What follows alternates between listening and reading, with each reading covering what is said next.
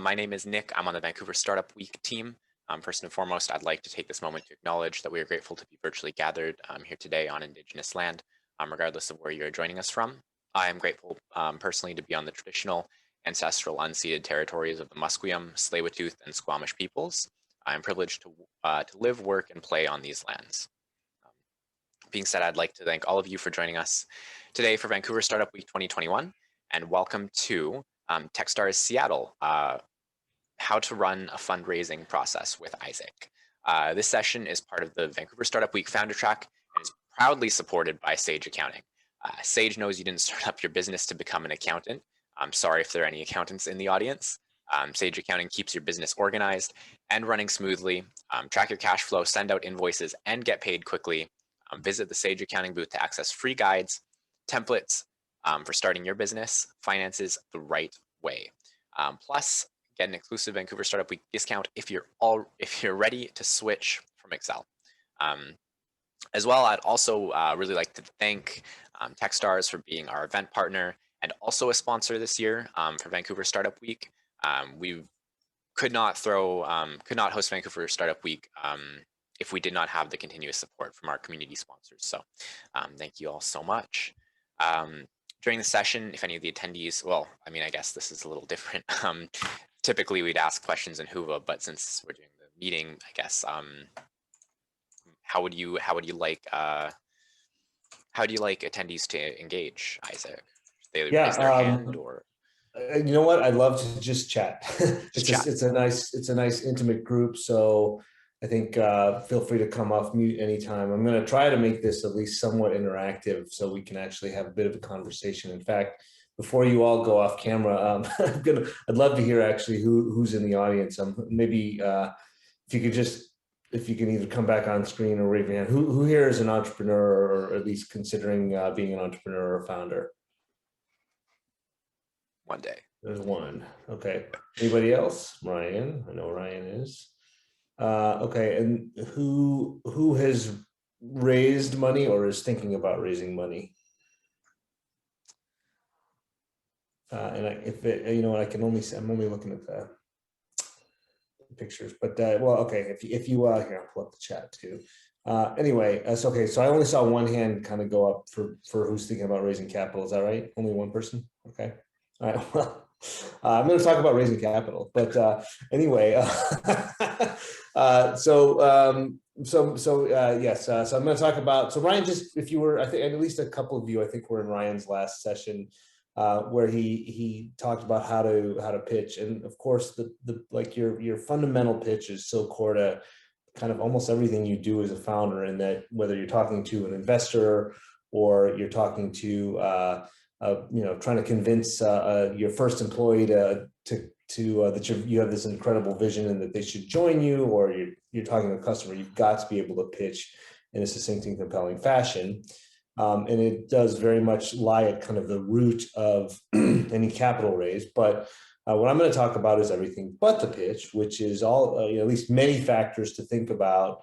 Many factors to think about if you're going to go into fundraising mode. And it really goes hand in hand with what Ryan just talked about. And if you didn't get to see his workshop, I strongly recommend that you try to find a video of it. I know he's recorded things like it in the past. And both of what we do, both of what are these sort of workshops are designed to do is give you a taste of the kind of things that we do in Techstars in much greater depth. And sort of over a longer period of time if you get involved with us. So I'm not going to talk too much about Techstars, because Ryan and I are going to do an AMA after this, and happy to answer any questions about Techstars in general. As far as me, I'm quick note on my background. I'm the managing director of Techstars Seattle. I'm a serial entrepreneur, so I've started a couple of companies. I've run 3 of them at the C-level. And so my first company was a 3D graphics software company that was acquired by a public CAD company. My next company was a green data center business that I started in Iceland and ran for 10 years and raised $200 million of capital for that company. Today, it's a big, growing, profitable data center business in Iceland. And then my last company was a venture-backed machine learning startup called Mighty AI, up here in Seattle that was acquired by Uber. I was also a VC for 10 years, most recently at General Catalyst Partners, and I've been a longtime angel investor. So I've seen a lot in the startup world. I've started companies from de novo, and I've been both an investor and operator for companies that have grown to quite significant size. So that's me in a nutshell. Just quickly on Techstars Seattle, we're the third oldest program in the Techstars network of now 50 plus accelerators. So we've been at it for now 12 years. We've had 120 companies go through, and frankly, the Techstars alums have had a tremendous amount of success. So roughly 75% of the companies that have gone through Techstars Seattle are either still in business or have exited. Collectively, they've raised well over $1 billion of capital. I think it's now approaching $1.5 billion. And we have a number of unicorns who've come through Techstars Seattle, including Remitly, Outreach, and Zipline. And if you haven't seen the news, Remitly is hiring bankers to go public, and the rumor is that they'll go out at about a $5 billion valuation. So again, one of the things that I think we sell at Techstars Seattle is success and dramatically increased odds of success in your entrepreneurial journeys. And I think that's true of Techstars Anywhere and any Techstars program. And then, the most recent cohorts have done great. Eight of the 10 companies out of the last cohort, which came out right in the heart of COVID in 2020, have raised significant pre-seed or seed rounds. And so that's the kind of thing we can help with. Okay, so workshop, everything but the pitch. And again, I'd love it if people would come off, put your cameras on, come off mute, and make this a little bit interactive. But I'm going to talk about at least many of the things you should be thinking about if you're going to go into fundraising mode. So like anything else, I think actually the place to start is not with the answers, but with the questions. And so first question is, why should you listen to me? So again, I've had a lot of experience raising a lot of money as an operator.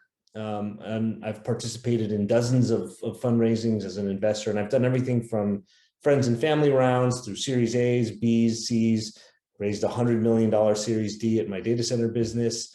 And again, I've been an investor in lots and lots of things. And I would also notably say that what's true of me and Ryan and any Techstars MD is we're on your side.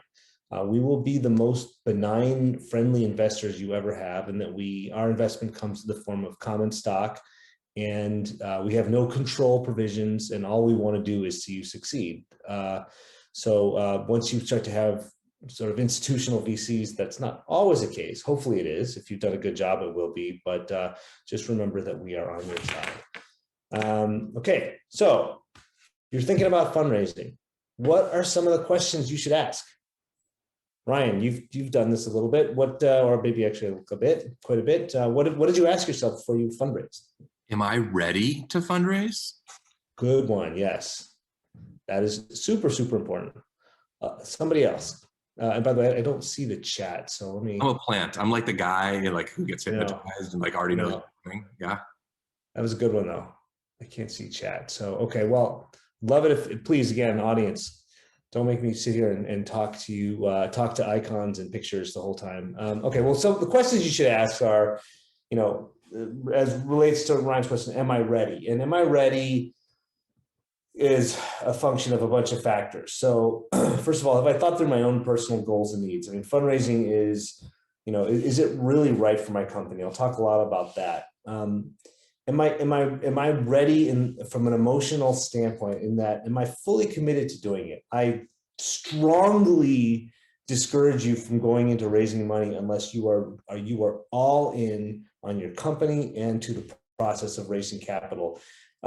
If you dabble at it, if you put sort of one foot in the water, you might be one of those rare few people who manages to raise a round, but by and large, you will fail. And I would say that actually probably a third of the companies that come into Techstars Seattle are there because they just kind of jumped in without really understanding what they were doing, without being fully committed, and it didn't go so well. So you got to be personally all in if you're going to do it right.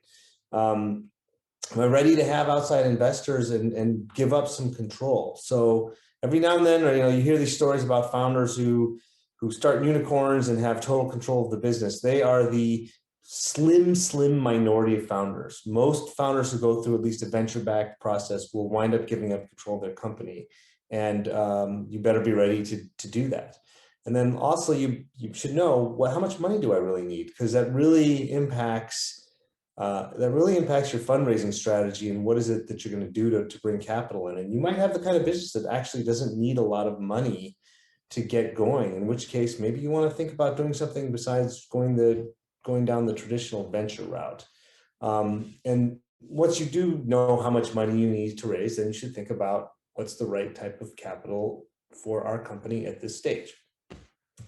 So let's say though, you're thinking, hey, I think I've got a really big idea and I think that VC might be right for me. How do you know? How do you know? I'd love it if someone would give me some thoughts, but how do you know if you're ready for venture? I'm gonna start cold calling people. Maybe you need to start hiring, scaling. Okay, having some degree of traction would be great. Yeah. Mm-hmm. What else? How do you know? Okay, fine. I'll jump in. One of the first things to ask is, the questions you should be asking are, first of all, do I have a venture scale business? Okay, and I'll give you my rule of thumb, which is probably roughly in the range of what I think 80% of venture investors would say, which is that you ought to be able to build a $50 to $100 million recurring revenue business in 7 to 10 years. That's a good way to think about whether or not you have venture scale. And by the way, if you look at it and you say, I think I could get to 20 million or 10 million, you might have a fabulous business on your hand, but don't go raise venture. There are other ways to get there. So how do you get to $50, $100 million? Well, you ought to have a very large target market that it can be small today, but growing explosively. And you're going to take a bet that market is going to grow to be, hundreds of millions or billions of dollars of available market.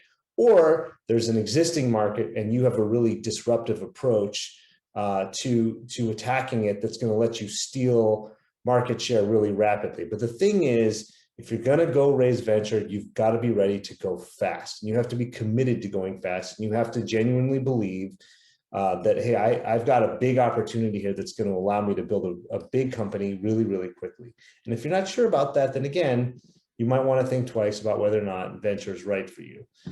You ought to be out. Yes, Ryan. Are you going to talk a little bit about why speed becomes important when you decide to raise venture capital? I will talk about it. Yes, I'm going to talk about traction in a bit, for sure. But the bottom line is, if you're not able to go fast, you're not going to be able to raise future capital, and you're going to lose the attention of at least institutional investors. What they care about more than anything is growth. Growth trumps pretty much every other factor when it comes to raising capital over the long haul. If you're going to traditional venture capitalists, you better know how you're going to spend the money. If you don't, if you say, hey, I should go raise some money. If you don't know how you're going to actually spend it and how it's going to help you go faster, then you're not ready. Okay. Again, you got to be willing to cede control, and you should feel like you're going to benefit from more than just money. If all you want is cash, but you think you know exactly what you're going to do, you might not raise money from at least conventional venture capitalists or investors, because typically they're there to try to help with more than just money. And then lastly, and this relates to ceding control, you have to be ready to relinquish what I call path flexibility. Okay. So you can raise a little bit of money and still have a lot of sort of choices about what you do with your company. But once you start to raise 5, 10, $15 million of venture capital, you have pretty much locked yourself into the path of, I'm going to go for the gold ring. I'm going to try to build a really big venture scale company. And you can't easily say, you know what, actually, I changed my mind. I'll be perfectly happy with a $10 or $20 million profitable, slow growth software company. That's not what your investors are in this game for the most part. They're in it to see you build that big thing. And you will quickly, especially if you're good at fundraising, you will give up what I call path flexibility. You are in it for the to use an American baseball term, for the grand slam home run, not for a single or a double or a triple. Sorry, I know this is, I need to come up with a Canadian sports analogy, but anyway, I don't know hockey or curling very well. Hat so trick. I'll come up with it. Hat trick. Yeah. You're going for the hat trick. Yes, there you go. Okay. So are there other ways to fund your business besides raising venture capital? This is an easy one. What else could you do besides raising venture capital? Because there are many other ways to go. Somebody, anyway. Bootstrapping. What's that? Say that again. Bootstrapping. Bootstrap it. Yes, that's my favorite. Bootstrapping.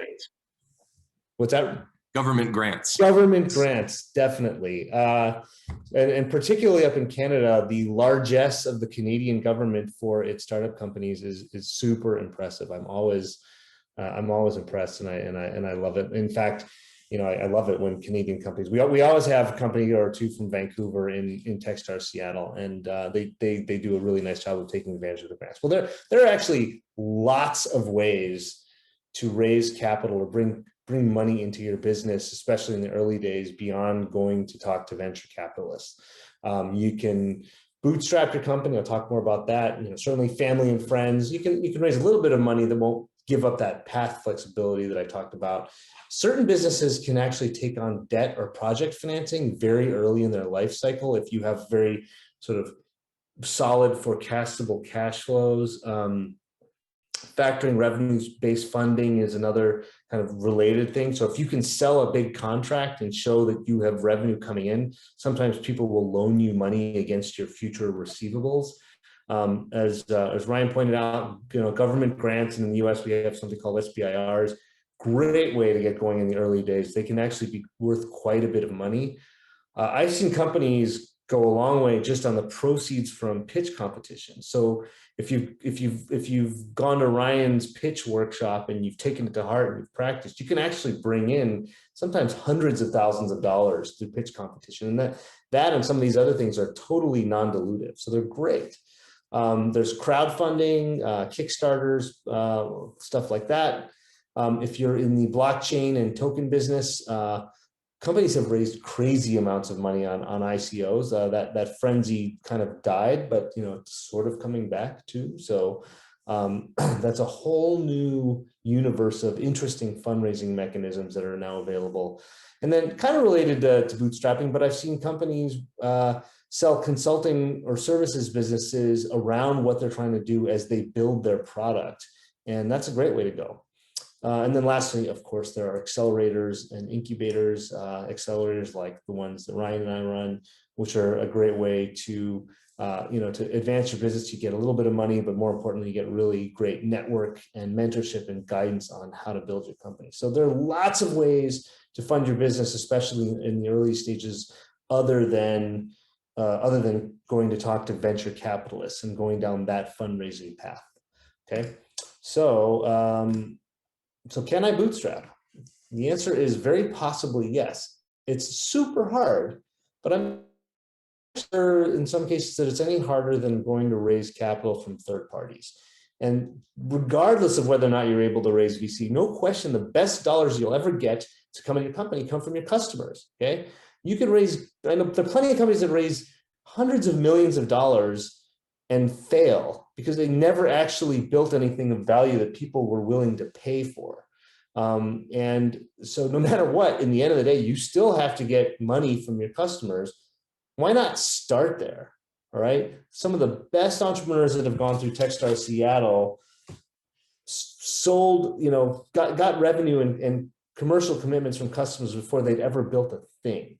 There's a guy named Aaron Bird who does a great discussion and founder story about how he's the wizard of getting people to give him $5, $10, $20, $50,000 checks before he ever has a product for them. It's a great way to go, and it can be done. So, does anybody know Calendly? I know Ryan knows Calendly. Have people use Calendly? It's one of the new generation of self-serve calendaring apps that basically eliminates a quarter to a third of a job of what an EA does. It makes your life really, really easy to let people get on your calendar. So does anybody know how much money Calendly raised before their recent round? Okay, so Calendly is based in Atlanta. They raised $500,000 of angel and friends and family money, I think 6 or 7 years ago. They recently did their first big institutional round, but only after they had gotten to a $75 million run rate. They're a SaaS model, $75 million run rate, having only raised $500,000. And their recent round was at a $3 billion valuation. And I'm pretty sure that most of it was secondary funding. So in other words, it was actually the founder selling his shares as opposed to taking in primary capital for growth capital. Or maybe he took, half of each. But the point is, he built an enormously valuable company through bootstrapping. So it can be done. It's really hard. And some of the happiest people I know are people who've bootstrapped $10-20 million revenue per year software companies. They're nicely profitable. Those people have pretty much total control of their lives. They do what they want to do, and they're really, really happy, because bottom line is, for most founders, one of the big motivations to start a company is to have some autonomy. And I certainly feel that for me, autonomy is very much a big part of happiness. So you might want to think about it. But by the way, the other thing is, you may make as much money bootstrapping your company as you do raising a whole bunch of VC, because you get heavily diluted that way. So it's worth thinking about. Okay, but let's say you've asked all those questions that I talked about, and you are convinced, hey, I've got $100 million or hundreds of millions of dollar opportunity here. The market is huge. I have the awesome solution to this big problem, or I have this thing that people lust after, and I'm going to build a big, rapidly growing company. And to do that, I'm going to need to hire a bunch of people and invest heavily in my business before the revenue show up. So I'm going to go and raise some venture capital. So what are some of the main principles of doing that? Okay. So one of them is that fundraising is extremely difficult and confusing, especially if you've never done it before. It takes a huge amount of energy and commitment. And as I said before, if you're not all in on your business and you're not all in on fundraising process, I wouldn't even think about starting it, because most likely you'll fail. By the way, for everything that I tell you today, you'll be able to come up with a counterexample that is the opposite of what I say. And that's kind of the nature of the game. So what I'm going to be talking about is generalities. But bottom line is, the vast majority of people who try to fundraise without being fully committed to either the process or their business don't succeed, at least not in a meaningful way. Really important to remember that fundraising is a means to an end and not an end of itself. I can't tell you how many founders I've seen who, feel like it's game over. They raise their Series A and they have won, and it's like, no. You haven't won. You've validated in a really awesome way what you've built so far, but now the real work begins. You win when you get the company to profitability and self-sustainability, or you sell it for a lot of money, or you take it public, or you have other personal goals about where you want the business to get. That's winning. Fundraising is just a means to an end. All right. Having a well-choreographed fundraising plan and then executing well will dramatically increase your odds of success. Okay, as the former U.S. President Obama said, plan beats no plan. That is like 100% true when it comes to fundraising. And again, I see so many people just sort of ad hoc their way into a fundraising process, and it almost never goes well.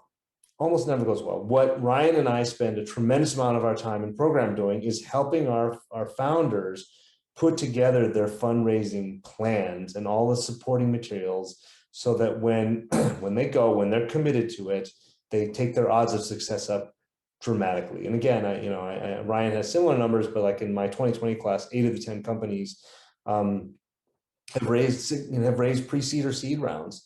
And it's because they all had plans and they executed well against them. And that is much better odds and a much higher percentage of success than the typical startup sees when they try to go out. And related to that, there's a lot of homework to be done around fundraising. I don't have time today to go into the details about what that homework is, but I'll talk a little bit about it later, time permitting. But you really got to do your homework, and if you do, it'll save you a lot of pain. Okay, so why is this hard? Because of investors.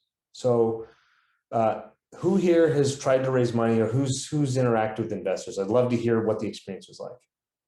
Anybody, please.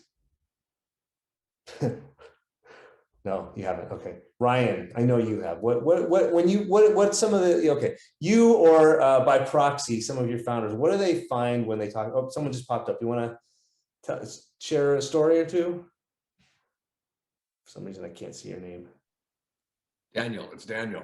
Daniel, tell us about your experience with investors.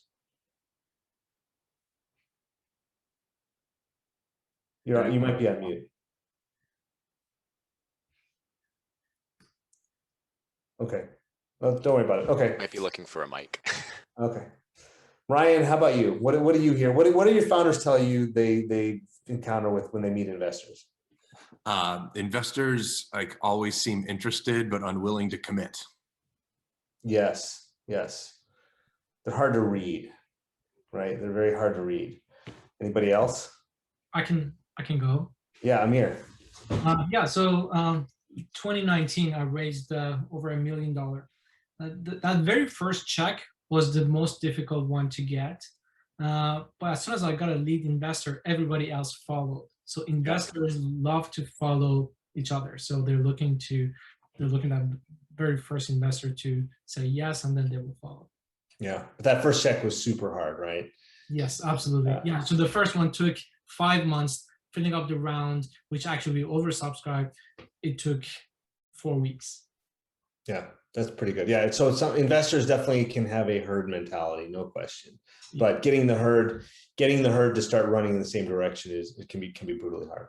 So one of the main reasons that fundraising hard is because of investors. And so a few things I'll say about investors, and I am one of them, is first of all, while there is a bit of a herd mentality, it's really important to remember that investors are not monolithic. So if anyone says all investors do this, right, you should do this with everybody, that's probably bad advice, okay? Because investors are quite heterogeneous. What one person or firm cares about is totally different than what another firm cares about. The way that one investor reads your opportunity is totally different. Some investors are super friendly, others are really not. And so while there are definitely some generalizations and I make them all the time, but while there are generalizations that you can make about investors, you have to be careful that they are really not just a monolithic group of people. And while they may have common characteristics, they are quite different. They are rarely transparent. We don't have time to get into it, but for various reasons, investors have disincentive to be transparent. So this is what Ryan was saying, a lot of times you don't know what they're really thinking, and they don't necessarily tell you exactly what they're thinking, and they don't tell you what their process is, or how are you doing, or what do they like or not like about your business. And there are a lot of understandable reasons why they are that way, but it's hard to read them. This is a very asymmetric game, okay? You fundraise maybe once every 18 months, and maybe you do it a few times in your career. They do it every day. So investors have a lot more practice at this than you. So again, if you don't have a plan, and you haven't, you don't have mentors, and you haven't sort of got people who are sort of your co-pilots to help you read the process, who have been through it a bunch, it's going to be a lot harder. Unfortunately, a lot of them are not very founder friendly. A lot of them are, which is great. And I'll talk a bit more about that down in a bit, but a lot of times they're not that founder friendly. And especially before they get on your cap table, their interests are not aligned with you. In fact, they're diametrically opposed to what you want. You want a high price, they want to pay a low price. You want little control, they want as much control as they can get. And so it's a really interesting dynamic. In my experience, investors are often super smart, super capable, super motivated. It is one of the most competitive businesses I've ever seen. When investors are competing against each other, they are ruthless and they are good. And so your quote unquote adversary in this game, they're quite capable for the most part. Just don't underestimate. They're not, by the way, they're not superheroes. Okay, they are human beings. Okay, and they're certainly fallible. So it's not that you don't have your own superpowers and your own capability. It's just they're not generally schmoes. They're usually pretty good at what they do. And the other thing is that usually they have the luxury of time on their side. You urgently need to raise money. okay? Because you're running out of money, or you want to get back to building your business, not raising capital. Unless they feel like, yeah, one second, right? Unless they feel like they, that they're going to lose your opportunity, they can take as long as they want. Now you can try to change that dynamic. Ryan, what are you gonna say? Are there any books that you could recommend, Isaac, that might do a really good job of helping people understand like how a venture deal gets put together? Why, yes, Ryan. There is a book, I believe it's published by Techstars Press, called Venture Deals. It's written by Brad Feld and Jason Mendelson, and who, by the way, have both been investors and board members of mine. Or sorry, Brad was an angel in my first company and was effectively a board member. Jason Mendelson was a board member in my last company, and their firm Foundry is actually one of the very, very founder-friendly firms. I love them. I have nothing but good things to say about them. And they actually, I don't know if they've done it recently, but usually a couple times a year, they actually run a free online course around their book. Highly recommended that you take a look at Venture Deals. And there's no shortage of info on the web on that. It's gotten a lot easier to understand this game. It's not as opaque as it was even 10 years ago. So again, do your homework, as I was saying. Okay. Just a couple more on first principles. So fundraising, like any sales process, it is a numbers game, and you need to kiss a lot of frogs. Okay, there's unless you are one of these rare founders, you're serially successful founder who can march into like a select group of investors who know you and say, I'm starting doing my next thing, give me money, and often they will. You got to expect that you're going to talk to a lot of people. We typically recommend 60 first meetings when you kick off a process, and sometimes it's more, hopefully it's less, but it is a numbers game, as good as you might be in terms of your pitch and your prep. So think about it that way, and don't give up. Okay, it just takes raw determination. You got to give yourself at least 6 months. Hopefully it's less. Certainly sometimes it is less, but be prepared for 6 months. And you just have to maintain optimism and belief in yourself. One of the surest ways to kill a process is after your 20th or 30th first meeting and it's not going that well, you get discouraged and you go, oh geez, I don't know if this is going to work. I don't think I'm going to be able to do this. I guarantee your next meeting will not go well. Okay, every time you get kicked and shoved down in the dirt, you pick yourself up, you dust yourself off, you put on a smile, you find whatever it is that rejuvenates your energy, and you jump back into the game with enthusiasm and determination and conviction that you're going to win. Okay, investors can smell resignation a mile away, and if you get discouraged during the process, you'll take your odds of success way, way down. But I can't tell you how many how many founders I've seen where they've had 50 first meetings. It feels like it's not going well, and 51 loves what they're doing and writes the check. And I've experienced it myself very directly. So my second business was this data center business in Iceland that I ultimately raised $200 million for. So it was the greatest idea in 2007 through 2000 and late 2008. And then financial crash happened, and then the concept of building a speculative green data center in Iceland was laughable. It was the dumbest idea on the planet. People laughed at me. Okay, and then, by the way, the volcano went off in 2010, and people laughed at me even more. All right, and let me tell you, talk about discouraging. Knowing that I've got a capital-intensive speculative data center in a country that looks to the world like it's literally on fire, because it is, because of the volcano.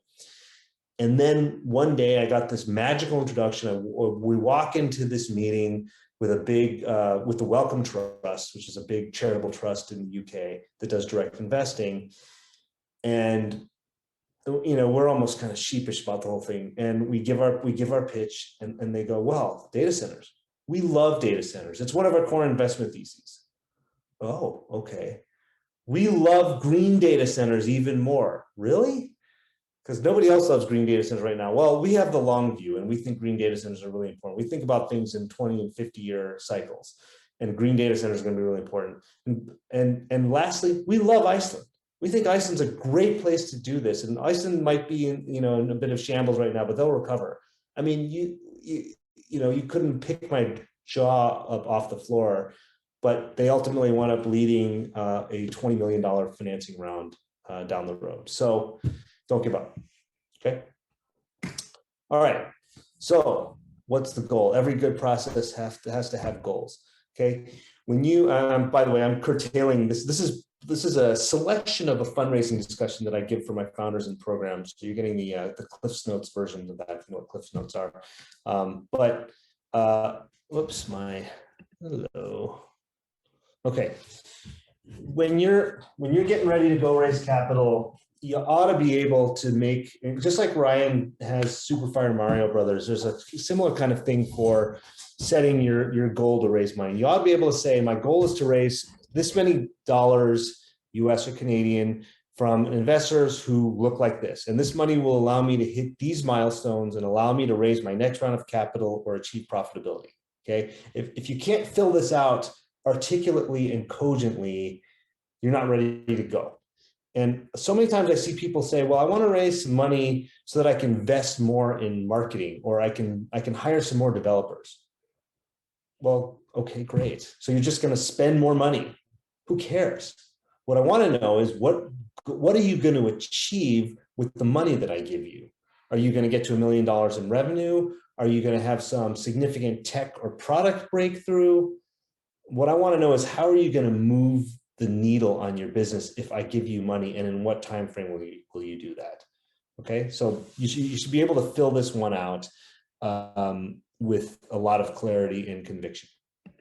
All right, now what's the plan? Okay, as I said, you've got to have a plan if you're going to do this right. So this is what I think this is what I think most fundraisers look like to most founders. There's like this, kind of investor over there, and they're surrounded by other founders who look just like me, and how, I just can't cut through it.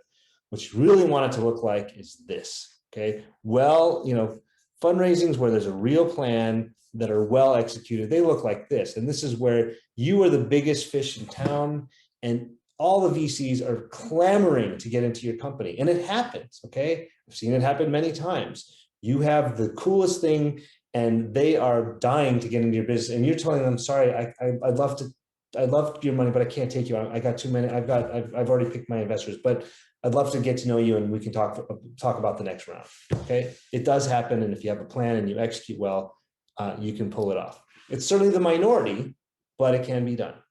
So what are, okay, Ryan, without reading, what are some of the, why should you have a plan? What does it get you? I'm trying not to look, but it's like right in me, so I'm like doing this right now. With the plan, it allows you to get to your goal faster, which is, I can't not look, Isaac. Okay, all right. But with the plan, what it does, it gives you the ability to be able to execute an efficient fundraising process, which increases your odds of success, rather than having your round spread out over a long period of time and start to look like it's cold and there's no interest. And if you do your round quickly and it's a compact process, your round looks exciting and great. And if your process is long and drawn out, your investors will start to ask, what's wrong with that business? Why isn't anybody else jumping in on it? And it goes cold. Yep, couldn't have said it better myself. You probably what we at slide. Yeah. Well, look, I mean, what we at Techstars, Ryan and I, and pretty much every MD try to encourage our founders to do is, before you kick off a fundraising process, you get all your materials, your support materials, your pitch, your financial model, your investor deck, any due diligence, support model, customer references, traction, super important. You get all that stuff set up before you go, and you have your pipeline set up. So you have that first 30 or 40 or 50 meetings set up, and you don't go until you're ready. And then when you go in a concentrated and hard fashion, and you try to get it done as quickly as possible. And if you do, there are tons of benefits that accrue to you. If you've got something that the market thinks is good, you'll create the fear of missing out, and you'll be that investor that founder that's surrounded by investors, where lots and lots of people want to come in. And it's really just simple supply and demand. If there's one company and 100 investors want to get in, that one company gets to dictate its price and terms of the round and which investors they take in. Okay, that's the number one benefit. But there are a ton of other benefits. You reduce the amount of time away from your business, so you don't have one of these 6 or 9 month, never ending, drip feeding torture fundraisers. There's less context switching. So when you fundraise, it's a very specific activity and set of muscles that you've built up to do it. And then when you have to go back to running your business or leading your team or whatever, it can be quite jarring, and you want to get the fundraising done and over with. It minimizes confidential information bleed. One of the things about going out for fundraising is you are going to have to share some confidential information. And the shorter the time period that you have to do that, the less likely that it gets spread out to your competitors. Because the bottom line is some investors aren't great. They will share confidential information, or they'll act on what they get from you. So you want to reduce that. You do it tightly, you can quickly iterate in your messaging. And then lastly, if you wind up having one of these long drawn out fundraisers where you have a meeting or two every week, as opposed to 10 or 20 meetings in a few weeks, it sucks. It's painful. It drains you. It drains you so much. So we try to have a plan and try to do it on a really concentrated basis. Okay.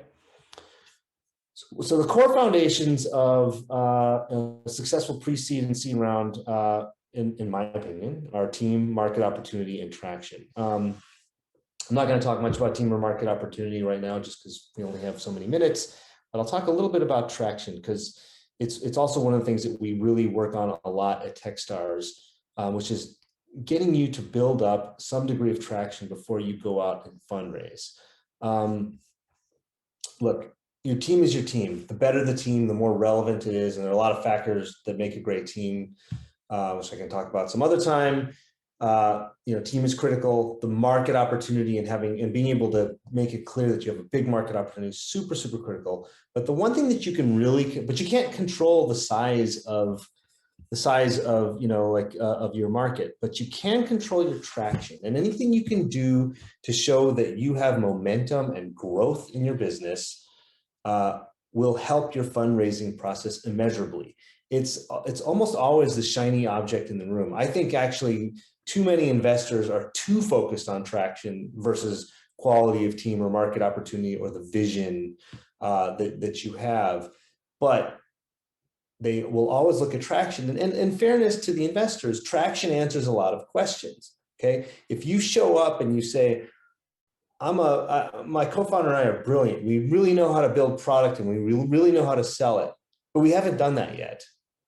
I'm going to say, well, how do I know you can build product? But if you show up and you've got an MVP, or you've got users who say the MVP is great, or let alone who may be paying you, then I say, oh, okay, well, you do know how to build product and you do know how to sell, at least on a small scale. So all these things that I might have questions about, traction can help to answer.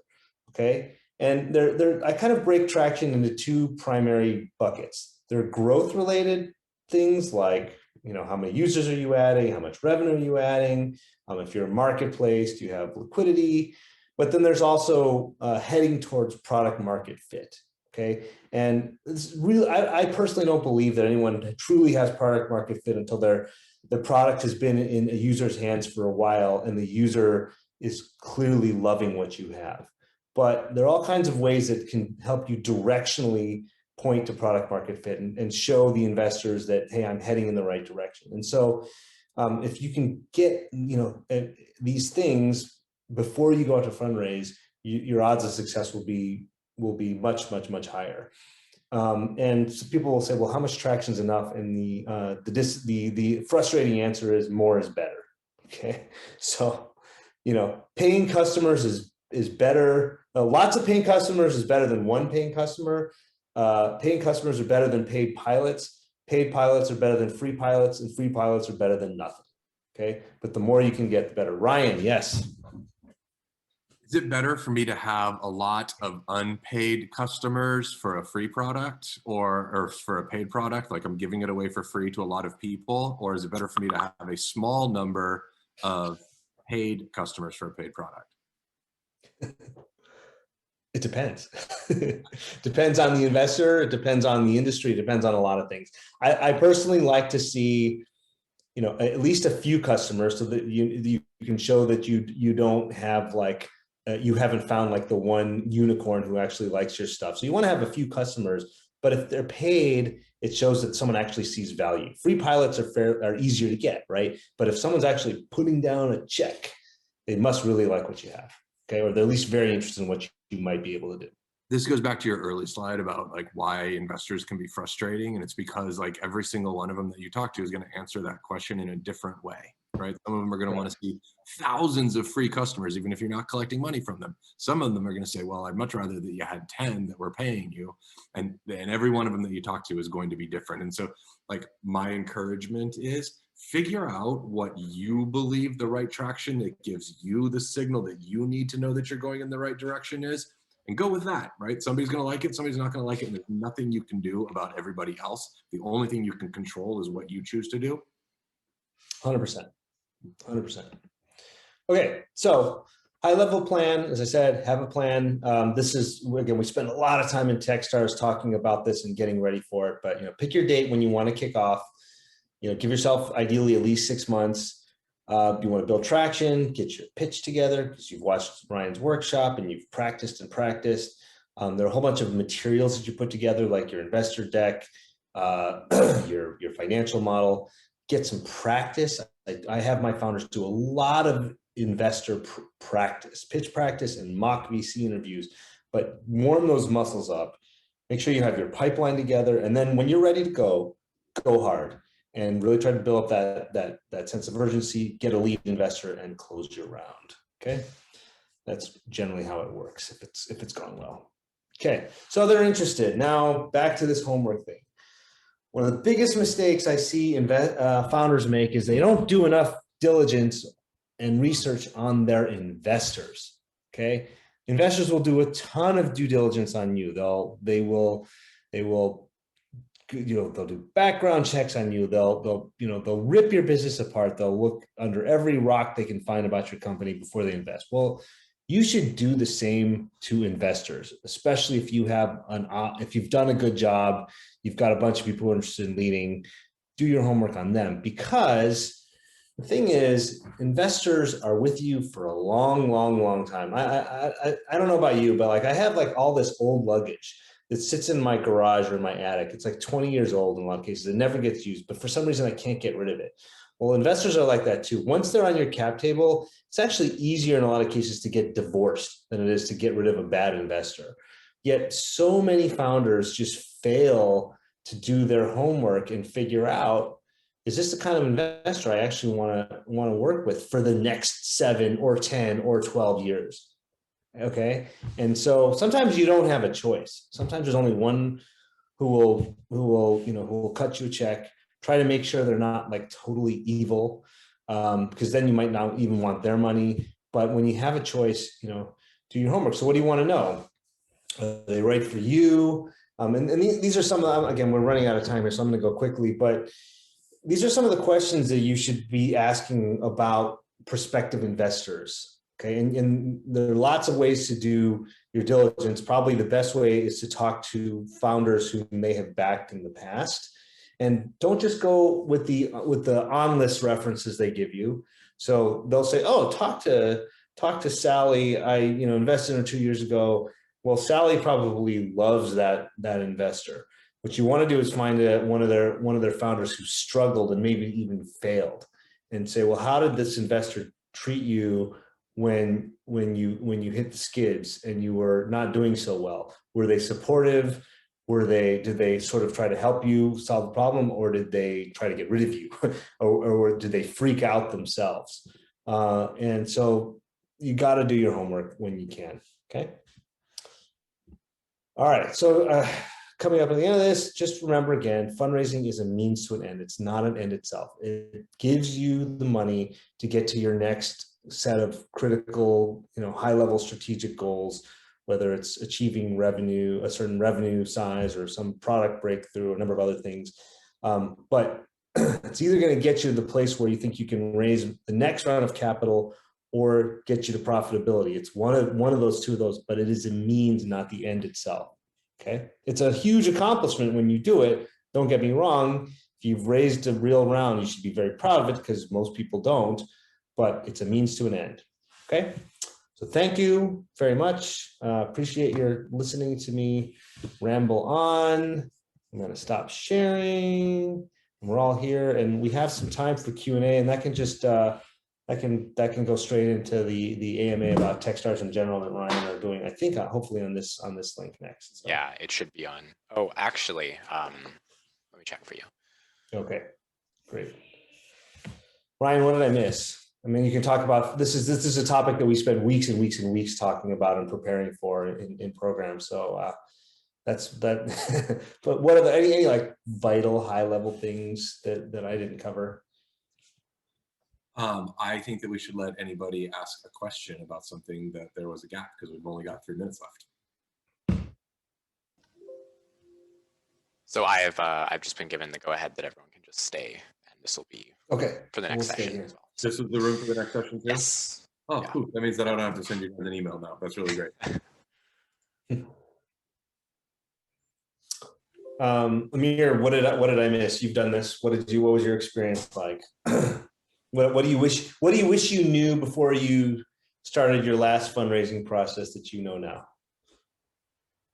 Well, first of all, you hit a lot of points that I've dealt with differently. But so, going through that experience myself, I mean, yeah, as I said, the first one is hard to hit, but having the right people in the team, that's key. People, you gotta find investors that can open a lot of doors for you, specifically in your market. So that's key, as opposed to just money. And I personally experienced that. For example, you probably heard my pitch. One of our key partners are properties. That's one of the key parts of our business. So I try to find investors that are connected with the commercial and residential, offices, residential towers, investors are involved in that, so that with that partnership, with that investment, they can open a lot of doors for us. So having strategic investors, that's really important. Yeah, that's just one point I'd like to add to all of that. And also for us in the advertising industry, I went, and that was unfortunate for us, that I didn't have any investors that are familiar with advertising and out-of-home advertising. So that's why in this round, for example, I'm putting more focus on people on that end, because as a first-time CEO, I have to learn a lot of these. I have to learn about the market. So having those key investors in those markets, they can be tremendous help for sure. Cool. Thank you. Anybody else? I have a question. Yeah. So you mentioned the due diligence, and how do you do the due diligence to the funders and their product before you make the investment decision? How does an investor do due diligence on the company? The company, yeah. Well, so most investors have a long list of due diligence items that they go through, and they're looking at everything from the founders. Do they have the right background and experience for this? Or they, do they have kind of whatever that investor thinks a founder needs to be successful? They'll look deeply at the market opportunity to make sure, hey, this is a big market with dynamics that are going to be good for this company. They'll certainly look closely at the product if you have built a product, and they want to know, hey, do you have some insight into how to attack this market that maybe nobody else has? It's going to allow you to really disrupt it and move quickly. To the extent that you have customers, they'll want to talk to your customers. Okay, that's like, once company, they'll always want to talk to your customers. If not, they may find prospective users of your stuff and ask you to pitch to them and say, hey, does this look like something you would buy? There's a lot, and different, just like every investor is different. Some of them will have very light due diligence processes, and some of them will have very heavy due diligence processes. I think it's important to find an investor who sort of matches the level of due diligence for the stage of the company. Like, if you're talking to a pre-seed investor who writes $100,000, $200,000 checks, they shouldn't take 10 meetings to come to an answer. Okay, so you can quickly find online due diligence lists to give you a sense of the kind of things you need to prepare for. But again, for early stage companies, a lot of times there's only so much you can really diligence. Okay, and usually it's around the people and the market opportunity and any traction that you have, any product that you have. Okay. Well, why don't we cut over to the general Techstars AMA and just talk about Techstars? I guess, does anybody, okay, you don't have to stick around, of course. Yeah, I was just gonna say, first of all, like, thank you everybody for being here. And Isaac and I this morning. That concludes the 11 a.m. portion. And so this is a brand new one. So if you've got another session you wanted to go to, or you need to get back to work, or it's lunchtime, now is a really great opportunity to wave goodbye or just slip out the back door. Or hang out with us. Or hang out with us, right? Nobody's going anywhere. Yeah.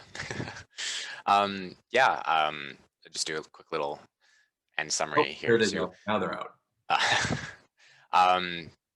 Yeah, thank you everyone, all the attendees for joining. Thank you Techstars again for the awesome presentation. Isaac, thank you so much. Definitely learned a lot myself about an investment for that one day when I eventually decide to commit to my idea and get something off the ground. So thank you for that. I'd just like to invite all the attendees to check out other sessions or just hang around and ask any questions you might have for the Techstars team here. I know I will be. I have a few questions I have lined up, so I'm excited to hear those. Or also connect with others on the community board, check out our sponsor booths, and hope you've all been enjoying Vancouver Startup Week this year. So take care. Great. Stick around. Thank you. Thank you very much. Yeah. All right. Well, you guys, so this is like we put together the session as an ask us anything, which really means you can ask us anything. We're happy to talk about Techstars accelerators. We can give you an overview of Techstars Anywhere and Techstars Seattle, which we'll probably just do anyways and make you listen to that.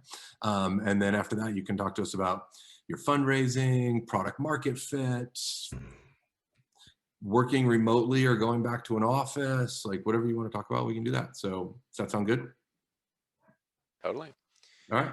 Well, let's start with Isaac. You want to give us an overview of Techstars Seattle real quick? Yeah, if Amir has a question or a comment. Yeah, it's probably the same thing. I wanted to know what stage of companies do you guys take in, and what is a too late stage or what is too early stage for you guys? Okay. Ryan, you want to go? Want me to go? Okay. Sure. The answer is we are stage agnostic, right? But there's a bell curve, right? Where the bulk of the companies fit into, plus or minus one standard deviation from the mean. There are cases where we brought in companies that have raised a couple $1 million or doing hundreds of thousands of dollars a month in revenue. And that's kind of like these companies that are way out here on the late side of the curve. I don't know about how your classes are, Isaac, but I would say probably about, I don't know, a third to a half of the companies that come into Techstars Anywhere have raised a little bit of capital, in some kind of friends and family or pre-seed sized round in the, $100,000 to $500,000 range. Probably about half the companies haven't raised anything, and Techstars is first money into them. Does that sound about right for you guys, Isaac? Yeah, no, that sounds about right. And but look, I had a company that both this year and last year that had already raised seed rounds. So this year there was a company that had raised a $2 million seed that came into my program.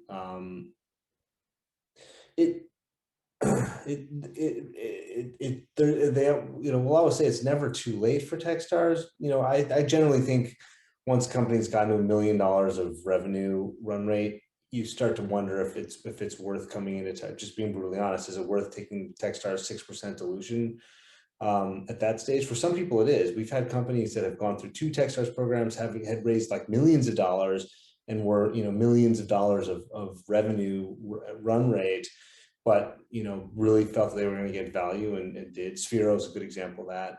Most companies, I mean, I also think about it not just in terms of how much money do you raise, but where are you in your stage? We have lots of companies that are generating revenue. Sometimes it's tens of thousands of dollars. Sometimes it's, again, ARR up to $1 million. Like there was a company in my last program that had booked $1 million of revenue of bookings. It hadn't converted to revenue yet before coming into program. So, and actually it's a Vancouver company. So it's more about a question of, are you going to get value? Okay, so we're an accelerator. We think and have a lot of historical data to support this hypothesis that we really help our companies accelerate their business. And certainly that comes from helping them raise the capital that they need, but also find the customers, figure out better go-to-market strategies, hire people that will allow them to go faster, and frankly, learn a lot. I mean, one of the hallmarks of a Techstars founder is that they feel like there's something that they need to learn. There's some knowledge or experiential gap that they don't have. And we usually are very good at finding them the mentorship and the connections to fill in those holes. On the early side, right? So that's kind of like on the late stage side. On the early stage side, most of the companies that come in have some kind of product that has had some kind of customer touch it at least once, right? It's very, very rare that we've got a company that hasn't built anything at all yet, right? There's like less for us to work with. And so most of the companies come in with some kind of product in some way, right? Now, there's some deep tech kind of businesses and things like that where like the product development cycle is much longer than, a consumer mobile app or something like that. And in those cases, like really what we want to see is, has work started and are you able to make progress like towards like your final engineering goal? Some companies will come in pre-revenue, pre-launch, but really I think one of the things that's important for us to be able to see is the team's ability to be able to build. There's other ways to show that, right? In terms of look at what we have built together in the past. But the best way to show it is like, here's what we built now for this particular company. Yeah. That's great. Thank you. Yeah. You bet. Why don't we do a quick high-level summary of Techstars and our individual programs. So, I mean, if you don't know, Techstars is a network of global accelerators. And our mission is to help founders succeed. There are two main types of program. There's two, and then there's this unique beast called Techstars Anywhere, which is well, I'll let Ryan describe it. There's city programs like mine, which have grown up historically and usually tied to a large major metro, whether it's Seattle or LA or Boston or New York or Chicago or London, take your pick. And they tend to be industry agnostic, so they'll take kind of anything. Some of them may have a bit of a theme or a preferred industry. And one thing in general about Techstars is if you're interested, get to know the individual MDs and programs, because everybody has their own twist and spin on things. And then we have industry-specific vertical programs that are typically sponsored by a large corporation or a syndicate of corporations. So we have a healthcare one in Minneapolis. We have a space accelerator. We have social impact accelerator. And those are great when people want to particularly get close to that corporate partner or really be in a tight industry-specific thing. And then there's Ryan's Techstars Anywhere program, which he'll talk about in just a minute, that is, I guess, more industry agnostic than not, and sort of more on the sort of close to the city model, but even Ryan has themes. Anyway, all the programs run for 13 weeks. They will be run to various degrees of in-person or remotely. Seattle will run starting in November, and it'll be a hybrid model where you're welcome to come, but you don't have to. We ran our last program fully virtual, and I think there are a lot of merits to that. But we also have really great space, and there's also something about being in person that a lot of people like. The application window opens. Actually, mine is about to open any day now. Ryan, when do you open in July? July or August? I'd have to look it up. It's like a month or two down the road. Yeah. And you have to, it's a fairly light application process, but again, if you're going to apply, get to know the MD, Most of us are very accessible. We have office hours and we love talking to founders. We do that all day long.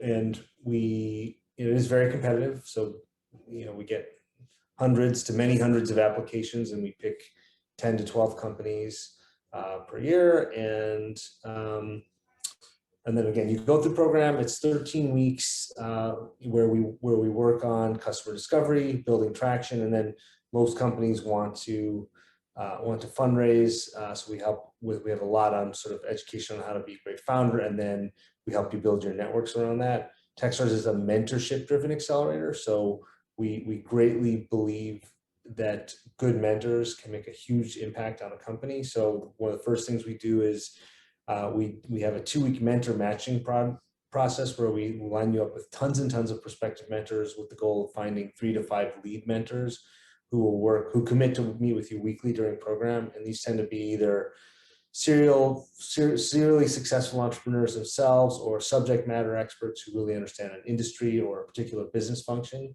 And one of the advantages of doing the small class is that you get a very bespoke experience. So before program starts, we'll all say, hey, what do you want to get out of the program? What kind of mentors do you want to meet? And we try to match you with what you need. Seattle's an industry agnostic program. We take almost anything, B2B, B2C, marketplaces. There's usually some software component to it. And we have a very big mentor pool. It's 230 people. So there are very few industries where we don't have coverage. So yeah, I'll stop there. Ryan, so Techstars Anywhere is run out of this room in San Diego. It is a mostly remote program. What that means is that we get together in person for week 1, the middle week, and the last week, but the rest of the program is all done remotely. What that means is that people can participate from anywhere. You don't have to relocate. It's really great for founders who, for whatever reason, can't or shouldn't relocate to join an accelerator. And that could be that you've got customers, maybe you've got employees, maybe you've got a family. Like, if I tried to tell my wife that I was going to leave her for 3 months with 2 kids at home, she'd be like, yeah, like, right, you are. And so there's a lot of reasons why a remote program would work better for people. It could be that you've got a business that's, hardware intensive. Like, one of our companies is a mushroom farm. And even though they're based in Brooklyn, New York, going and moving their mushroom farming business into a co-working facility just wasn't a feasible thing for them. What kind of mushrooms are they farming? They actually the only certified organic farm in New York City.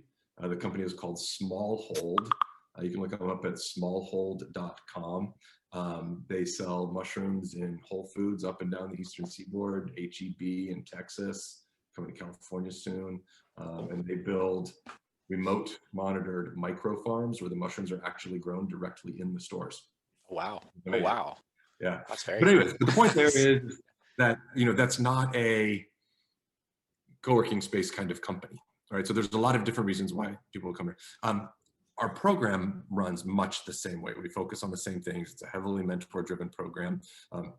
We have fewer mentors than in Seattle. We have about 120 or so for any given program. There'll be 75 to 80 that are active mentors. All of our founders meet all of our mentors. Our mentors are entrepreneurs, venture capitalists and angel investors, lawyers, CTOs, PR and marketing people. Otherwise it operates the same way. We have, like Techstars Seattle, we do not have a strict thesis. We can invest in anybody building anything, but we have an interest.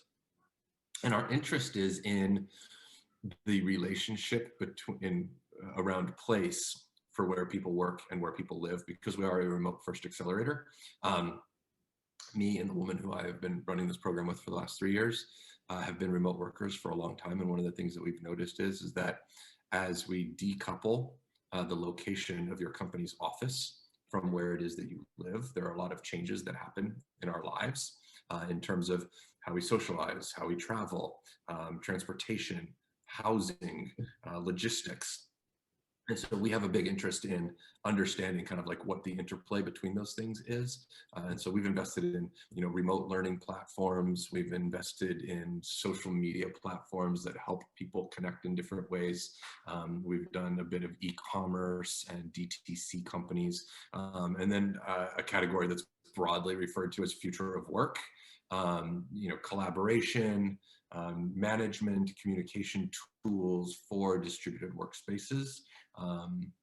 Hiring, those types of things. Those are all things that we got interested in. One of the things that's important, whatever accelerator you're thinking about going to, is I would also find out if there's like an antithesis, like for that accelerator. Like for example, I very rarely do healthcare or deep tech or materials or things like that, just because these are things where I don't think that as an investor, I'm able to add as much value as I would want to add. And so I would really dig in with whoever the managing director or program runner is for the program that you're thinking about, and really understand what are the things that they're good at and what are the things that they have a tendency to avoid, and make sure that that fits up with the kind of company that you're building and the needs that your company has.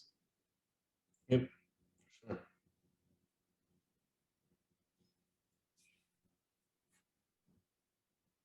Daniel. Yes. Hello, can you guys hear me? We can. Awesome. Thank you for the session before, by the way. I don't know, I cannot type in whatever. I have a questions. What are some of the pools where a founder can find investors that, the founder can maybe do a calendar and start do the due diligence on the investors as you described earlier? Like, what are some resources to do investor research? Yeah, or maybe some associations, or I know Nico, I know AMA, I think, in US, but I don't know, some places where I know that there is a high density of investors. So I'm going to tell you something that might be unsatisfying, and that is that I don't necessarily think that high density of investors is what you're looking for, unless all the investors invest in some kind of homogenous way that's relevant for your business. But imagine that you get a large group of people together and you're like, oh, hey, look, here's 100 investors, right? Like, and you start doing all this work with these 100 investors, but there's only 3 or 4 of them that are relevant for you. And so one of the things that I would be thinking about doing is not necessarily where do I find large pools of investors, but where do I find the right kinds of investors? And so here's some ideas on that. Especially at the early stages, most cities will have a local angel group, right? Which will aggregate a bunch of angel investors. And typically a founder will be able to go and pitch, and there will be a whole bunch of angels. And the thing that those angels have in common is they invest in companies that are based in that city, right? So I don't know if there's a Vancouver angel network or whatever, but here in San Diego, we've got a group called Tech Coast Angels, right? And it's 110 angel investors, right? Who will look at companies together, and then there will be some things in there. There are also, Google is a great place to go and find these things, right? Like you can go and do a Google search for what kind of business are you building, Daniel? Like what's its category? SaaS. We're going to go with SaaS. You can go and Google SaaS investors, right? Or like ed tech investors or prop tech investors, and you'll find lists or blog posts or shared Google sheets of these types of things. There's a guy named Shai Goldman who's got, he keeps track of a list of sub $200 million funds. And the sub $200 million is important because you start to get above $200 million and people really aren't cutting, $1,000 seed checks when you're running a $500 million fund. And so Shai keeps a list of all new filings for new funds that are being announced in that sub $200 million range. And so like that's a helpful, that's a guy named Shai Goldman. You can Google Shai Goldman investor list. But I would just spend some time on Google typing in the parameters. Then there's things like Crunchbase and AngelList. And what's really useful about tools like that, if you are fundraising, I recommend dropping the dime and getting the Crunchbase Pro subscription just for the search features, because what you can do is you can find other companies that are adjacent to yours that have raised money, not direct competitors, right? But find adjacent companies, and you can see who their investors were. So say you're doing something in pet tech, right?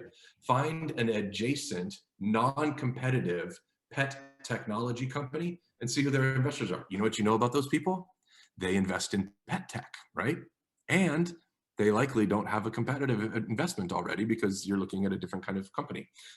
You can do the same thing on AngelList, right? Where you can find angels who tend to invest together in groups, right? Who are people that tend to cluster up? A lot of times when you get angel investors, there'll be, 4, 5, 6 people who like tend to do a lot of deals together, right? You can find one of them, you can find the other 5. And so there's a lot of little things that you can do like that.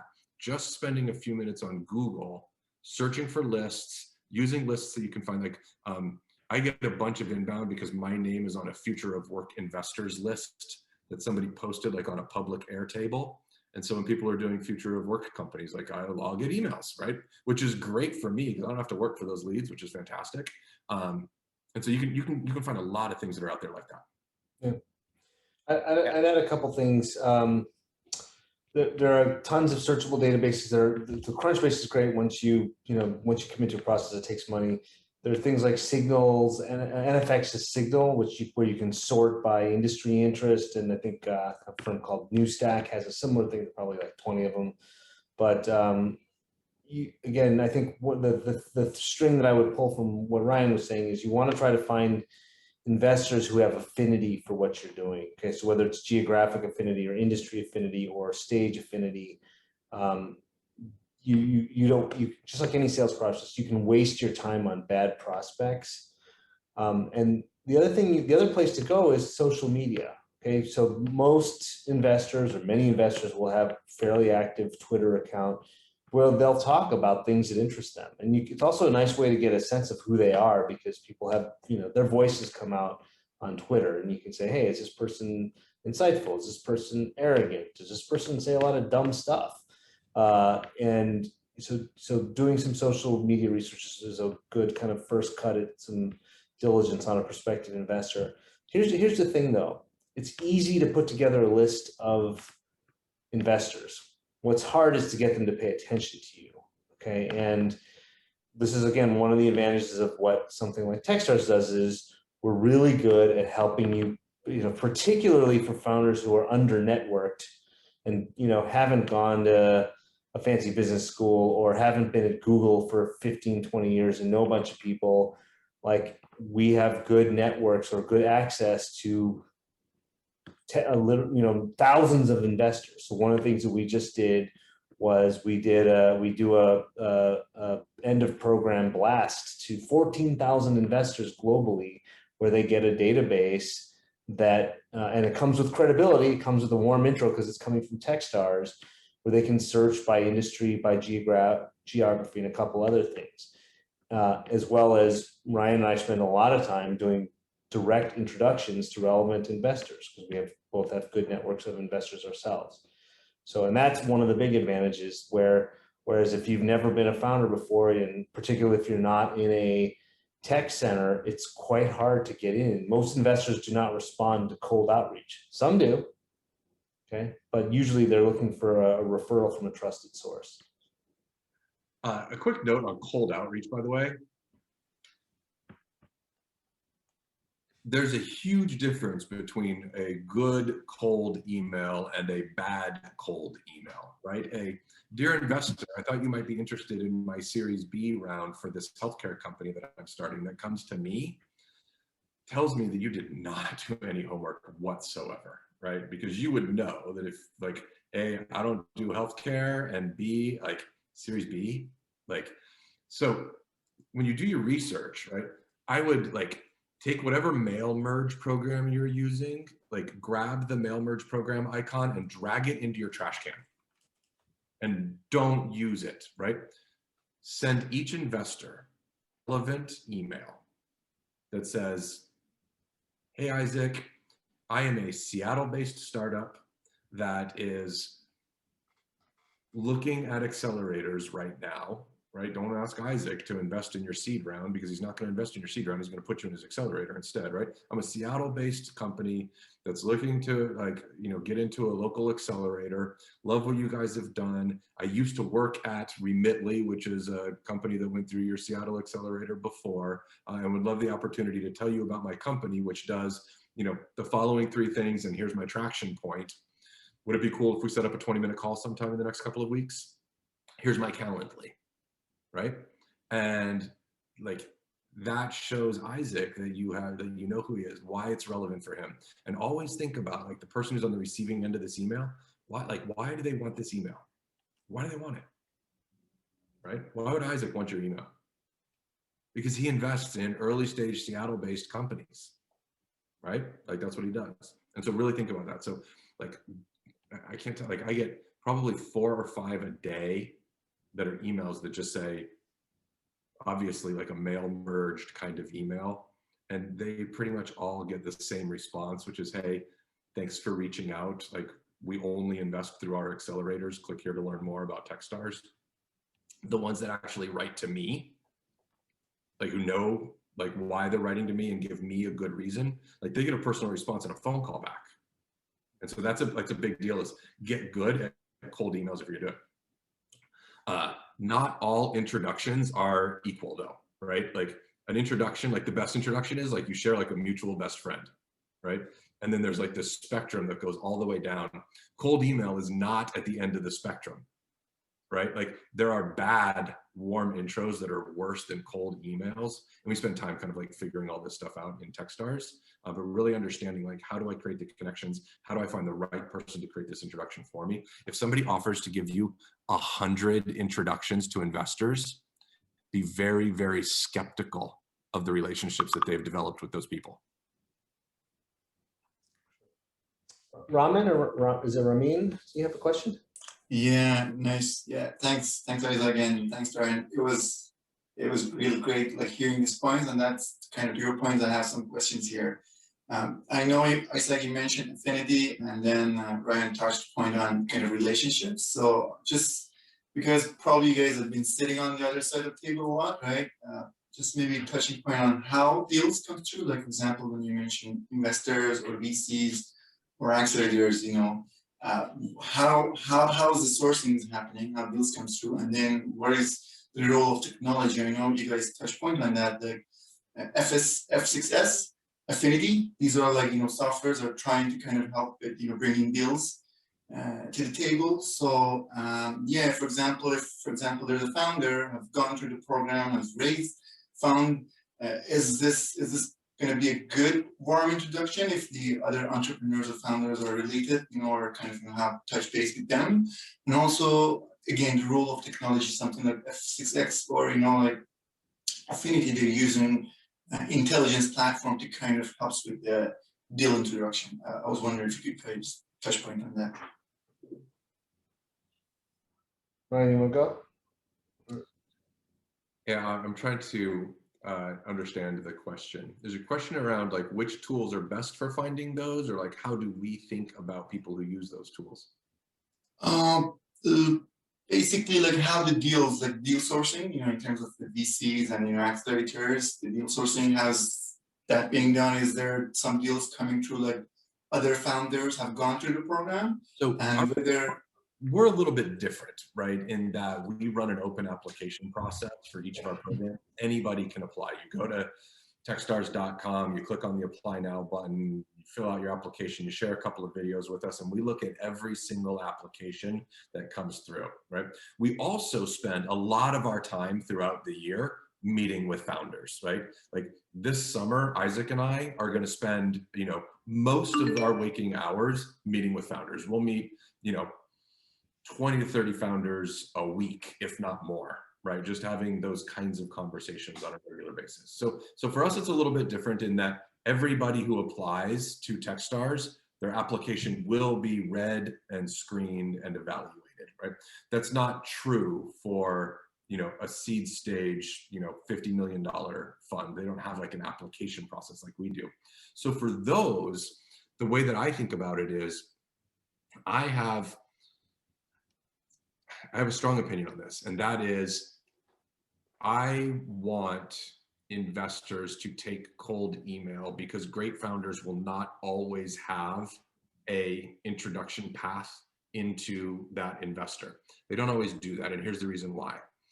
The amount of inbound that comes in for an investor is incredibly high, right? And so there's this huge cognitive load that goes into sorting out, with my limited amount of time, who should I meet with, right? Like you will have more meeting requests than you have time for meetings, right? Because you're gonna have that many people who wanna meet with you. And so what they'll do is they will apply filters, right? They'll apply filters around, like, is somebody who I trust already taken a look at this deal and said this is a good one? If so, I'll take a look at it, right? Is this a category or a stage that I'm interested in? If so, I might take a look at it, right? And so investors will come up with like whatever their rubric is, like scoring the quality of the inbound, and then we'll meet with a subset of those. And so if you can get somebody who they trust to say, this is a good one, you should look at Ramin's, right? Like you'll have a much better chance of getting that meeting because they have a limited amount of time. Affinity is a great way to do that. Bring in, add your network into Affinity, you know, create your allies, like, and it'll help you kind of like figure out like who has these conversations regularly.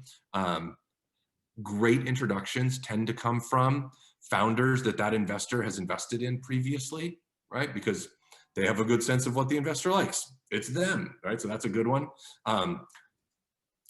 A very bad introduction is from an investor who has said no to you, right? So an investor goes, oh, no thanks for me, I'm out. But let me introduce you to my friend, right? They introduce you to the friend, and what's the first question the friend's gonna ask? Are you investing? And they're gonna go, no. And then the friend's gonna go, why not? And then your like whole introduction is being like the precursor to it is just like why this is a bad idea to invest in. Like that's no good for anybody. So really think about kind of like where the quality comes from and how you find the quality. What I would do is I would make a list of all of the investors who I think are going to be a good fit for me. And then I would sit down with existing investors, mentors, peers and colleagues, other well-connected people in the startup ecosystem. And I do this with as many people as I can get. And I'd have them walk through and go, I can introduce you to that person. I can introduce you to that person. I don't know that person, but Isaac does, and I can introduce you to Isaac. And then you just sit there and you go through that pipeline. If you go to toolkit.techstars.com, hey, Nick, can you give us chat room access? I don't know if I can without resetting the meeting.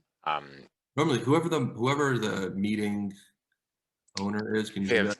Do you know if we can? Anyways, if we do, we can put links in there is what I was asking. We can put them in the Hoover chat. Yeah. Anyways, go to toolkit.techstars.com, and there's a workshop in there called Building an Investor Pipeline that'll walk you through samples, templates, videos of our colleagues like talking about how to build pipelines and things like that. And that'll be a really good starting point for you. Cool. It is in the chat on Hoover.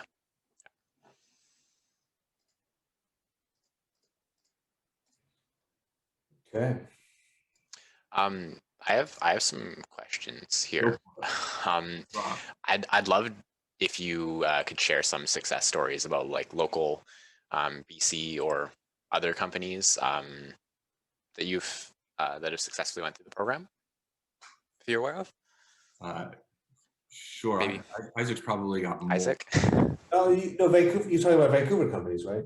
Yeah. I only have local. myself. I mean, there's some Seattle companies that came before me that I don't know that well. I can give one example of a company from last year called Olive Technologies. It's a B2B SaaS company. Chris and Dan, the founders, terrific team. It was kind of we're open to all kinds of founder or kind of layouts. This happened to be a pretty classic team where you had the CEO who was a good salesperson and a CTO who knew how to build product, and they found this really interesting opportunity that actually was quite big around basically doing productivity for IT decision making and procurement. So helping big companies figure out which software or which systems they should buy to bring in. And I met them here at Vancouver Startup Week in 2019, and they came up to me and said, "Hey, we want to tell you about our thing," and they applied, and they're super compelling.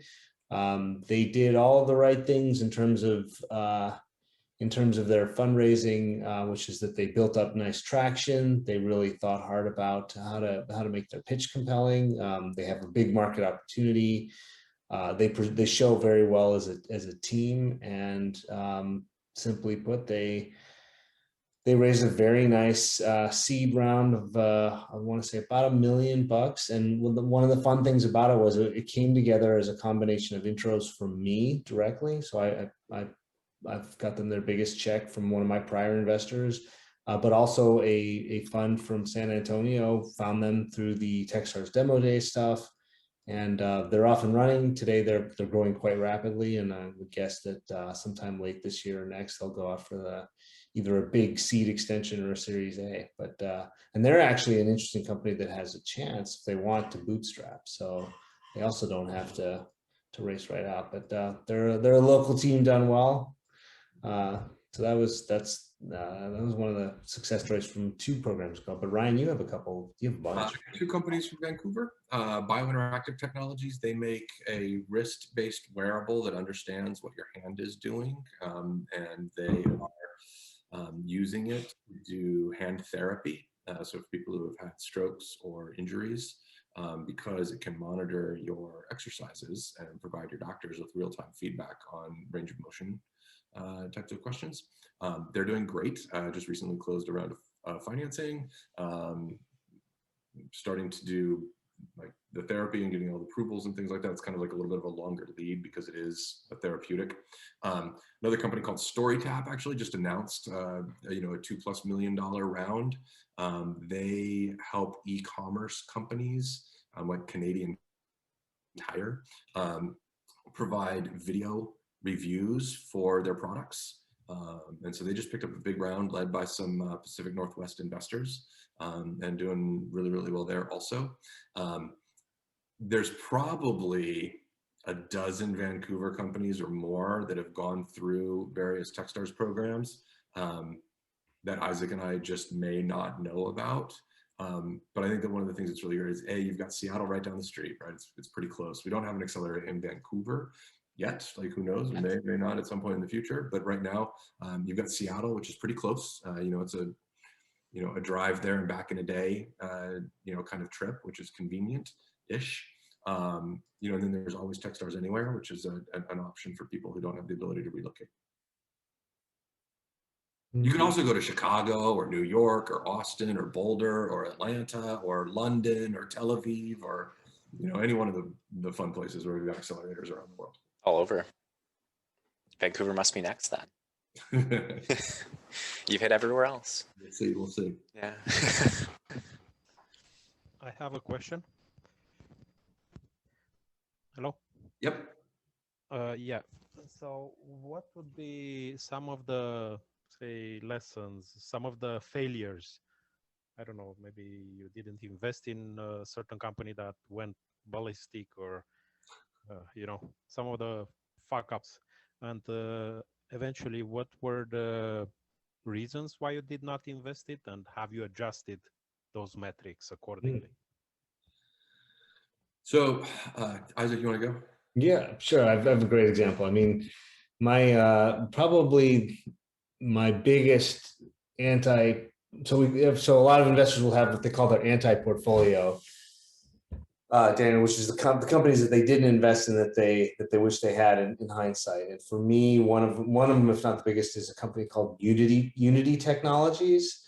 So Unity, I think they just went public. They're multi-billion-dollar valuation business, and they do a development platform for mobile games. Okay, and I met the founder in late 2005, early 2006. An Icelandic guy, actually, and I would say my mistake is that I probably thought I knew too much about his industry, because my first company was a 3D graphic software business selling tools to video game developers, and he was doing the same thing. He was selling an engine basically for people who wanted to build casual virtual worlds. And up until that point, there was literally one company that had made any significant amount of money selling tools of that type to video game developers. Otherwise, it was just kind of a fundamentally awful market. Okay. And I told him, I'm like, I just don't think you're going to be able to build that big company based on everything that I know, because nobody else has really done it. And he looked at me with disgust and disdain, and he said, yeah, whatever. And because I said, I think you should bootstrap it and then sell it for 10 or 20 million bucks. And then, what happened in 2007, right? Any guess? The iPhone came out, and his platform was really well suited for building mobile games. And it was the only thing that could do it by and large. And his business went nuclear. And not that it didn't have its challenges along the way, but they raised money from Sequoia and then a bunch of other people. And then, and it's become a very big, valuable company. And again, I think my lesson there is to try to be open-minded about even, especially when I think I know something about a given industry, to try to be open about potentially disruptive changes. Now, in fairness to me, he didn't know about it. He didn't come to me saying, hey, next year the iPhone's going to come out, and I'm already talking secretly to a bunch of developers, and it's going to be big. He just said, I'm building an engine for casual virtual worlds, which I thought was cool, but I didn't think it had a lot of legs. And if he'd only done that, I would have been right. But you have these big disruptive changes like that, and I don't think he was thinking about it when I first talked to him anyway. So, but I should have stayed in touch with him, and I probably shouldn't have been I wouldn't say I was dismissive, but I probably shouldn't have been so dogmatic, in fairness. I don't know, Ryan, what about you? I've never been wrong. It's great. Actually, that's not true. Somebody just sent me a message the other day, like one of the companies that I had in they were like one of my top 20 companies that I didn't wind up taking. Somebody just sent me a screenshot the other day of the announcement of their $5.3 million seed round that had some, top shelf A+ investors in it and everything. I was like, here's the thing though, what you can't do is you can't look back like that. We see thousands of companies and we see them so early that there's no way to say that I missed something obvious. And the other thing to remember is that these things take a long time to develop, right? When you like Isaac was talking earlier, when you make an investment in a company, really what we're doing is we're saying, look, I'm committing to being here and helping you for the next 7 or more years. And so if you look back at kind of Techstars Anywhere launched our first program in 2017, right? That's 4 years ago. We're not even close yet to that kind of time horizon that we're thinking about. And so it's impossible to say this was a win or this was a loss, because we still got a lot of time to go before we really know anything. So yeah, I mean, the other thing that's worth pointing out is there are very, very few successful home runs that were straight upward and to the right the whole way. Okay. Unity, the company I mentioned, hit some serious rough patches. They wound up, David Helgeson, the founder, was kicked out as CEO eventually. My most successful company, most successful investment was in a company called Postini, which was one of the first application service providers. If you remember that acronym, it was an ASP. Before there was SaaS, there was ASP, and they did a hosted spam filtering solution. And that company was a rocket ship in its early days. First it struggled, then it found its ideal customer profile and started crushing it. And then it grew rapidly. And then it got to about a $40 million revenue run rate and hit a total plateau. It stopped growing more or less entirely. Once again, the board wound up firing the CEO. They brought in a new CEO. The new CEO figured out some stuff.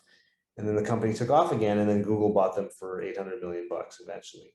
but the time frame between when they started and when Google bought them actually was pretty fast. That one was about an 8-year run, which is fast for a company that fast. There are a lot of companies, especially these days, the better they do, the longer they take. It's not like Stripe has been going forever. Stripe's worth $100 billion. I was in a fund that invested in it in 2009 or 10. And then the Carlson brothers who run it, if they have their way, they'll never go public. So it takes a long time.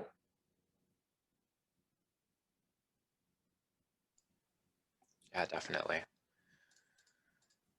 I have some questions. Do it. Sorry, I'm getting a bit of an echo. I don't know if anyone's. I think it might be Daniel. Okay. So I'm like graduating kind of soon from university, and it's kind of like a scary time, like looking forward from being in school and then now to the big world out there. And I'm just like curious how you guys went from personally yourselves from like the university to funding or founding these huge companies, Isaac in particular, or Ryan. I'm interested about like what were the steps that you took from you got to step in a lot of shit, right? Like, yeah. I don't think that there's a formula for Of going course. straight from school to starting a company. I think that there are a couple things to think about, right? Like, one is I think that it's really valuable to accumulate experience on somebody else's dime. Right now, like, you know, I have no idea about your personal situation, Nick. You might be very well off, right? Like, actually, it's funny. Like, the best times to start companies are either when you're like really poor or really rich. It's like when you're in the middle that it's the hardest. But like, I think it's valuable to go out and accumulate experience on somebody else's dime. So, for example, I did my first startup just a couple years out of college. It was back in like 1998. And like, first of all, there were no iPhones, right? There wasn't a mobile platform or anything like that. And we bombed so hard and so fast, and we wasted a good chunk of money, and like all the things that we didn't know, like just right. And that was like 2 years after I graduated college.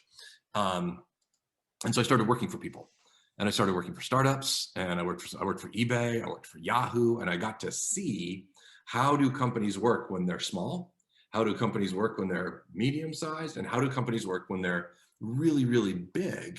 And what it did is it gave me a perspective of what that path through looks like. And so when I kind of like started working for startups again, it was after Yahoo in 2008. And I've never worked for a big company since. Since 2008, I haven't worked for a big company. But what I had is I had this perspective. I understood, how to manage a team. I understood like how budgets worked. I understood how to do planning. Like, I understood like how to do all of these things that I had no clue about when I first started. And so I'm a big fan of gaining that kind of experience. Now, while you're gaining the experience is a great time to code something up on the side, give it to some early customers and see if it starts to take. And if it does, then you've got decisions to make. But coming out of school right now, like I would look to just like figure out what's my best path to learn as much as I possibly can. Very well put. Thank you.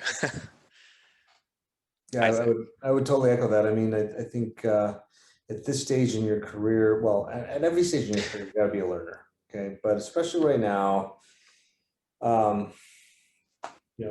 don't think there's a one right time to go and do it. The things, okay, what are the conditions that I would want to be in place?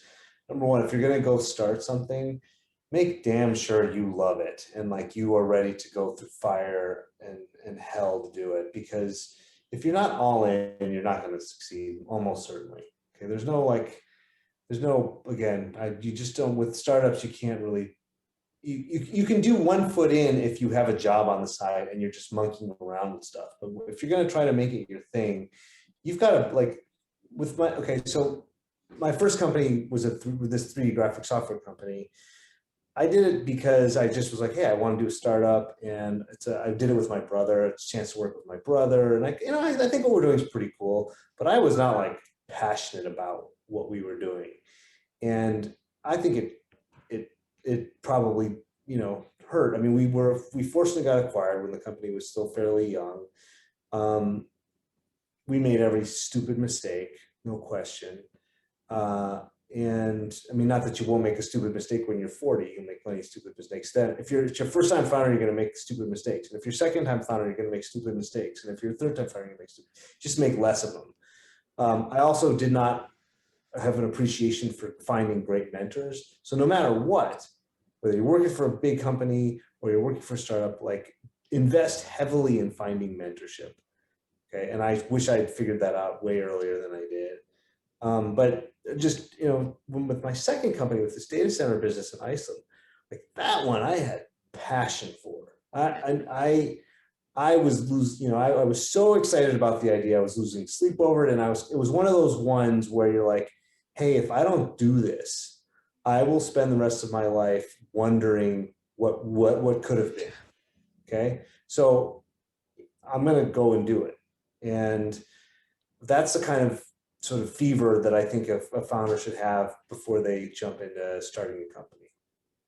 My own 2 cents. Now, whether you do it now or later, like if you do it now, the thing that I would be, if you don't do it now, the thing that I would be the most focused on is finding great people to learn from. Your boss should care a lot about your development, whether it's a big company, a medium company, a small company, or you're starting something and you go find a mentor. Like they should really care about your personal development and be good at it. Okay. Are you guys familiar with the Japanese concept of ikigai? So it's basically like this. I'm going to totally like butcher the actual definition. So I'm going to like get Kozlov on the line. Yeah. But it's this. It's like a formula for happiness, and it's basically it's like a Venn diagram with kind of like 4 overlapping circles, and the circles are something that I enjoy, something that I'm good at, something that pays me well, and something that has meaning in the world. And I find it to be a very useful framework for evaluating opportunities. And if you can find something where you're at the intersection of all 4 of those circles, like you've hit the jackpot, right? Most of us do not hit the jackpot and get like that intersection. But you can also weight the value of each of those circles for your own self based on your own values. And you could use that as kind of like a framework for evaluating opportunities and what to do next. So what am I good at? What do I enjoy? What pays me well and what has meaning in the world? And then like, as you're evaluating opportunities and thinking about things to do, that kind of creates, a framework that you can use to make decisions with.